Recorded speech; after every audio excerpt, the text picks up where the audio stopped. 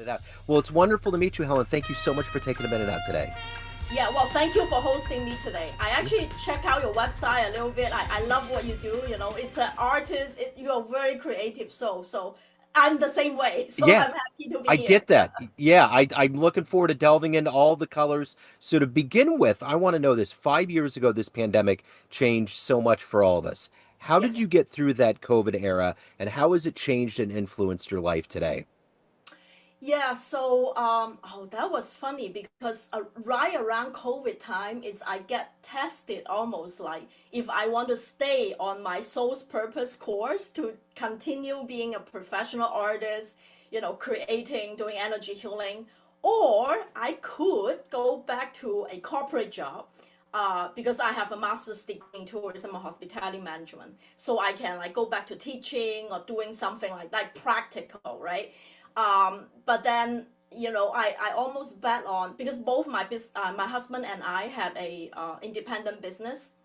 At the time, it wasn't completely fully fledged yet. You know how it is a creative path. You know, it takes a little bit to go to fruition. Yeah. So we were right at that pivot point, pivotal point. And then I'm like, okay, you know what? I'm all in. I'm all just doing this. Like once I make that decision, you know, because we consider so many alternatives. Once I make that decision, I'm like, okay, I'm not doing anything else. Worst case scenario, we're going to just sell the house. You know, we find an apartment. We're down to one car, and even worst case scenario, we live in the church. Like I'm not joking. It was like we are at that point. And then that's where the pivotal moment changed. It's funny enough that I get commission clients. I also have because of the pandemic. Like the funny thing is, because of the pandemic, people actually spend much more time in their house, like home office and all that stuff. They actually want more feng shui interior design. That's the really weird thing, but that I find a marketing there, like doing feng shui interior design.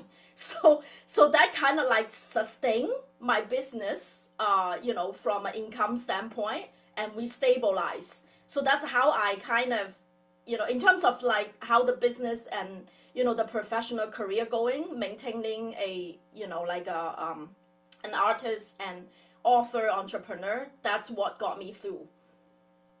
And yeah, I just get more and more feng shui interior design projects because people begin to realize how much time they spend in their home because they are like people locked down. They are not able to, get out, and everything become Zoom calls, most of the time, not in person meetings.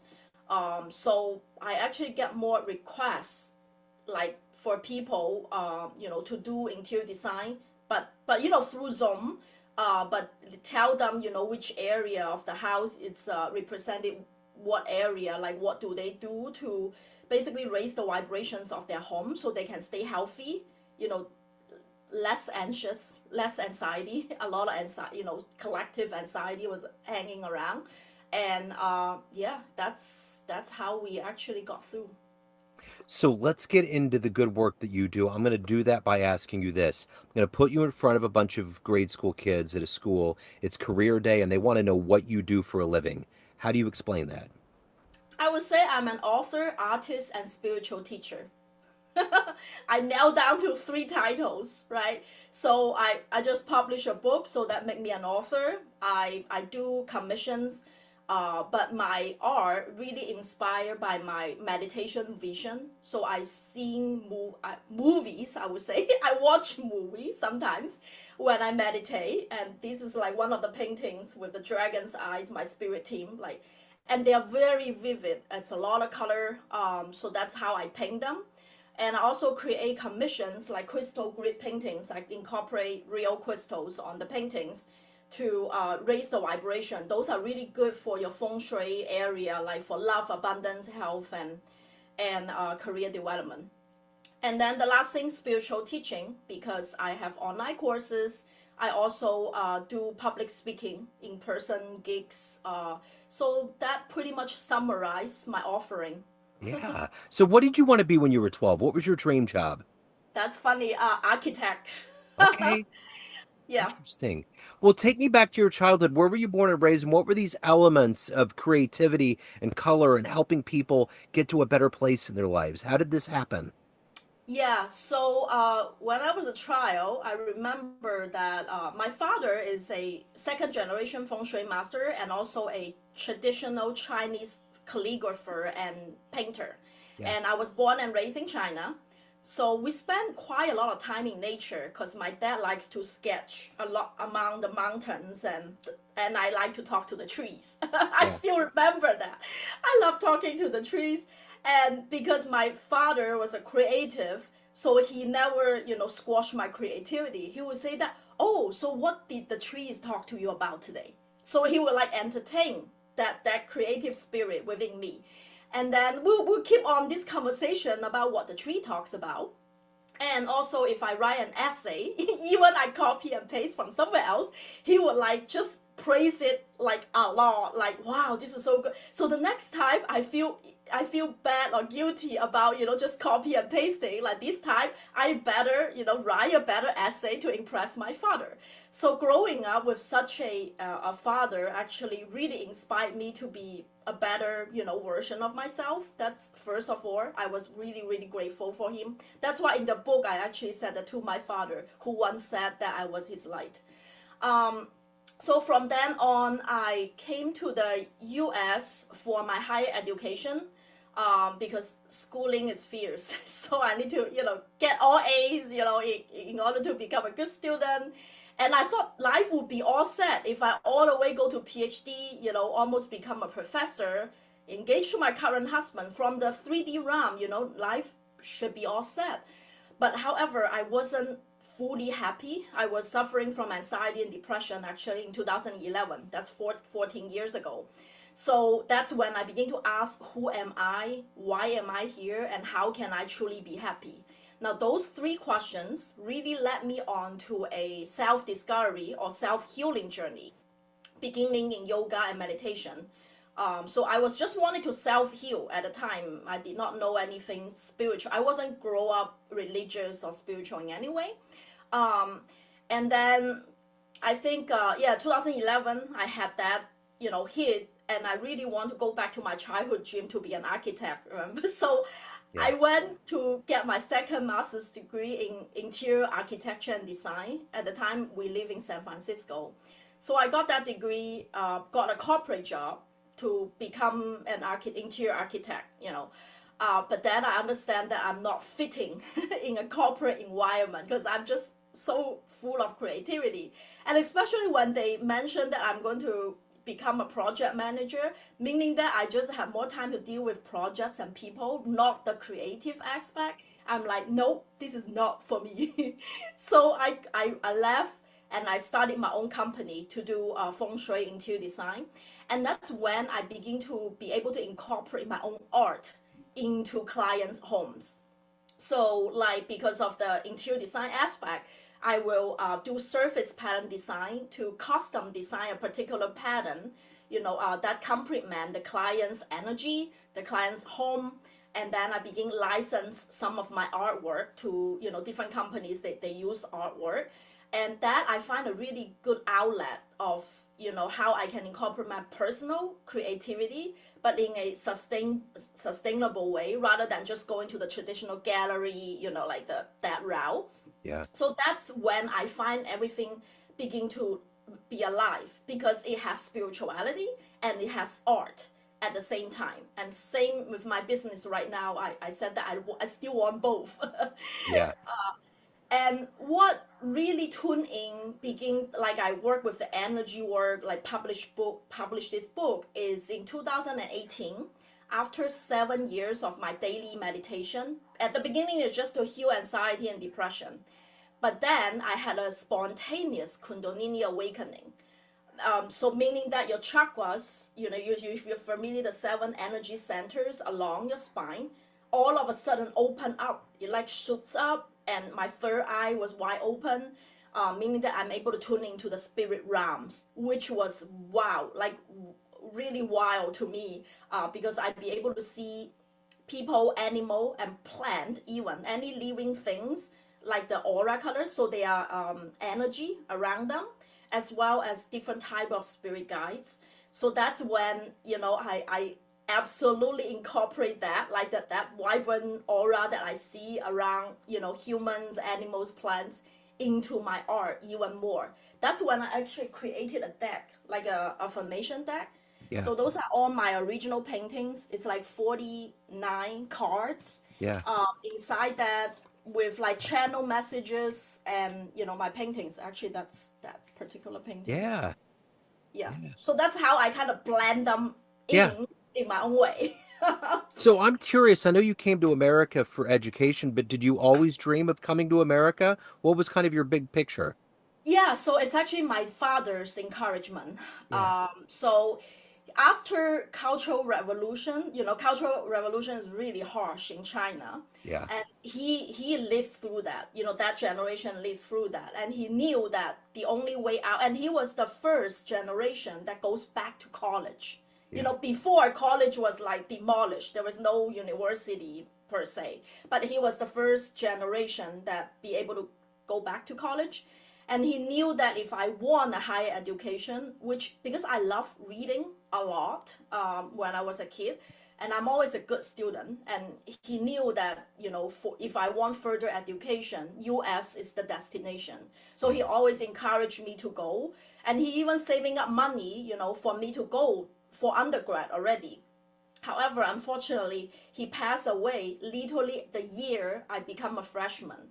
Wow. So that's why I stay in China, getting a full scholarship for 4 years for the college, and came to the U.S. for my master's and PhD study. So who would you consider the ultimate inspiration or hero in your life that's allowed you to become who you are? Yeah, I would say at least three. Let me put it that way. Well, definitely the first one is my father. Yeah. It's like definitely so. And the second, I would say actually my yoga and meditation. So second and third, they are pair. So it's my yoga and meditation teacher, because that was like really at the beginning. I was in a transitional point, 2011. I still remember 14 years ago. Their name is actually in the book. I was very thankful for them for just guiding me in a subtle way. So it's not like, you like smashing your head, but they just like being themselves. And I remember the first time when I do meditation, I was sobbing like a baby. I was like crying the whole time. I didn't know why, because it's a bunch of strangers. It's kind of weird for me because that was the first time ever I did meditation in a group, and I find it very safe with Ed Zetlow. That's my spiritual teacher, meditation teacher, and he's also a Ayurvedic practitioner. So we sometimes actually go weekends. We go to his house, and he will show us how to cook, healthy meals to actually be healthy and take good care of ourselves. So he is a very very wise man, and I've always drawn to talking to like trees is wise, right? And also elderly. I actually like to talk to them because I find them have a lot of wisdom that they live through a lot, and he's one of those really nice guy. And also Shiva Das is the yoga teacher. Ed Zetlow is my meditation teacher. Both of them had guided me through the midst of doubt and uncertainty to kind of like clarity, finding my path forward. So from a career standpoint, I kind of transition, from architecture to interior designer to later on, full blown spiritual teacher. So those are, you know, those three. Interestingly, they're all men. Yeah. And the last one I would say pick up my book. It's Rick Tracy, the CEO of A House. Yeah. I enter into a competition. They have like this annual book proposal competition, and he's the one actually give me a call and congratulate me on the book deal. So I think those are all pivotal transition points. Those are the people that I'm very thankful to. From a creative artistic standpoint, who's your favorite artist? Who are like visual artists? Who do you love? Monet, Yeah. Claude Monet. I Yeah. love his water lily, and I'm dreaming to go to his garden, Yeah. like south of France. Uh-huh. Basically, Impressionism in general is my favorite visual style. Yeah. I'm more of an expressionist or impressionist rather than a realism Yeah. person. So color and light, basically that's all they say. If I want to capture the color and light, I would go anywhere for it, and Yeah. that's how I felt. So talk to me about your book, The Aura Color Wheel. How did the idea come about? Give me kind of an abstract, a kind of an overview for people to get the book. Yeah, definitely. So, the book is sold anywhere that sells books. Yeah. Amazon, Barnes and Noble, any bookstore you want to go. And so basically, it's a dynamic soul discovery system. If you're familiar with human design, Genie Keys, Enneagram, one of those, it's that type. But it's more focused at the soul level. So at your soul level, you're just a ball of light. It's your light energy, and your composition, comprised with these 7 layers of light. Rainbow light. That's why you become white, right? White comes with the 7 layers. Yeah. Okay, so what the system does is that you can take a 20-question quiz to identify your soul aura color. And your soul aura color tells you 3 information. Energy is just information that vibrates. Okay, so it tells you 3 pieces of information that give you self-awareness or clarity of who the heck you are here to do, right? So first, it's your soul gift archetype. So meaning that, are you an artist? Are you a healer? Are you an entrepreneur, visionary? So what you are here to be of service in exchange with happiness, fulfillment, and abundance. So that's one thing. I was born an artist. No wonder I wasn't happy writing academic articles in in a PhD program, right? Yeah. So that's one piece of information. The second piece of information you're going to learn about your soul is that what wounds that you carry from your past lives that you haven't resolved. Basically, what you're here to heal. And the last piece of information are the lessons that you are here to learn. So they are not as deep as your wound, but they are the lessons or the repeating patterns that you always encounter that get you stuck in a hamster wheel, that you finally need to be, conscious of it, make a different choice so you have a better life. So those are the information that you're going to get from this system. And I call it's a dynamic self-discovery system. It's because once you heal a particular layer of wound, learn a particular layer of lessons, you can evolve into a different soul gift archetype or having multiple soul gift archetypes at the same time. So that's why in the book I call it choose your own adventure game. All these paths that if I choose this, I can become this. So that's the cool thing. It's like your soul aura color evolves as your soul evolve with you. So it's not only static. It's not like a astrology. You have this sun sign, this moon sign, boom. But you can always change. So the system, the book, tells you this information and also tells you how to balance each aura layer. So each light, each aura layer of your light. And the last section of the book also provides some spiritual practices like meditation, Feng Shui, Ayurveda, in general to help you maintain a high vibration living. So, That's yeah. So, what is it that gets you up every day? What motivates you to do this work, to change and enhance lives, and to also take care of your own soul? Yeah, it's definitely my purpose. I would say it's like my purpose. I really think, or I believe that helping others to embody their life or embody their purpose is my purpose. It really lights me up when I see a student or a client really gets it. They demolish that imposter syndrome, living their life to the fullest extent. I see the transformation from self-doubt to, completely self-expression. That's what I find the most joy in. Whenever I see those eyes lit up, they are like, wow, okay, that's the transformation, the burst of joy. And art is a form of self-expression, right? Like even you paint it, you give it to your clients, they want to express a part of them through your art, right? Yeah. So it's all about optimally, it's about them being able to express themselves most authentically, and that just makes me going. So let's say you run, hypothetically speaking, you run into that young version of you before you're coming to America, and you could give that version of you a piece of advice based on this life you've lived, the wisdom you've gained over the years. What advice would you impart? I would definitely say patience Yeah. is a virtue. It's good things take time. Don't choose that fast and immediate success. Choose that long term, daily grind. It might take you a while to get there, but it's worthwhile because good things take time. So speaking of good things, of everything that you've accomplished and evolved to at this point in your life, what are you ultimately the proudest of? What was that? Can you repeat What that? are you ultimately the proudest of, the happiest that's happened in your life? Oh, the proudest. Funny enough, it's actually the family.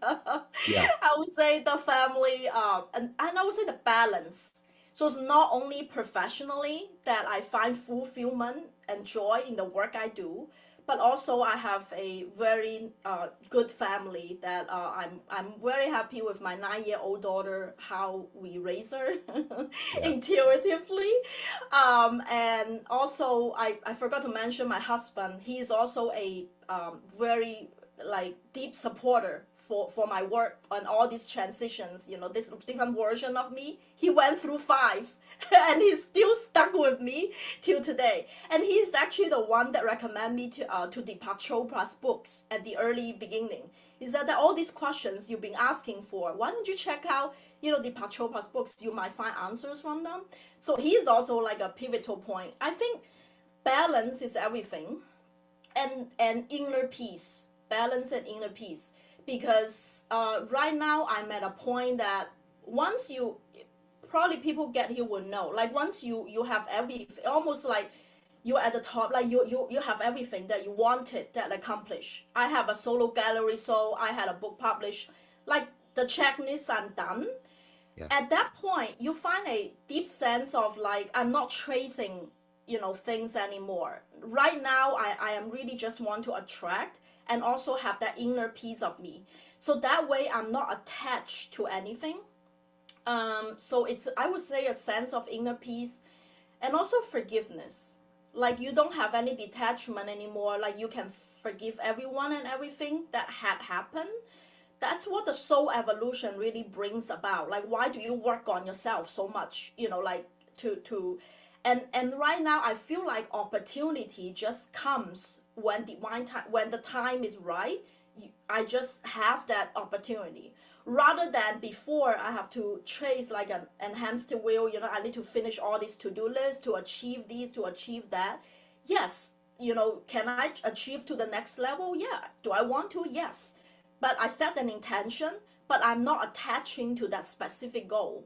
So right now I just want strike the balance between family, creativity. I still want to leave room for me to just create for myself, not really commission or any product. And at the same time, I do deeply enjoy working with people who are ready to step into their soul's purpose. So speaking of working with people, if anybody wants to pick up a copy of your book, The Aura Color Wheel, hire you, questions, get your cards, any of the good business, where do they go? Yes, helencreatesbeauty.com. That's my main website, helencreatesbeauty.com. And I'm also quite active on Instagram, Helen Creates Beauty, same handle, so at Helen Creates Beauty. So I actually have a big annual event coming up. I only host this once a year. I call it Ignite Your Light, Your Soul Remembrance event. So really to activate your soul remembrance of who you truly are. It's a 2-hour online sacred gathering. This year happens on Saturday, October 4th, from 9:30 to 11:30 Pacific time.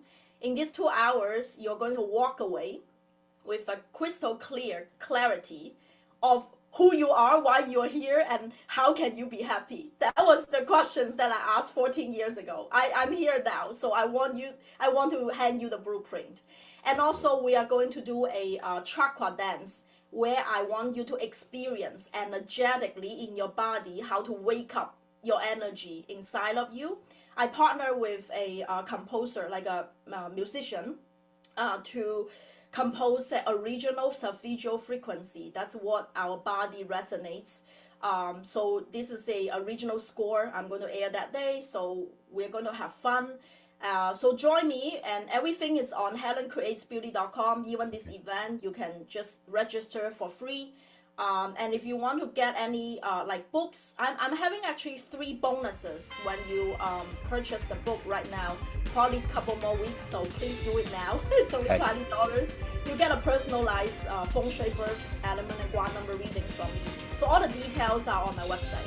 Okay, sounds wonderful. I will put links in the show notes. This has been absolutely wonderful. Thank you for the work you're doing. Thank you for taking a minute out, and best of luck with everything. All right. Thank you so much for having me, Joe. You bet. All the Thank best you. to you too. Bye. You too.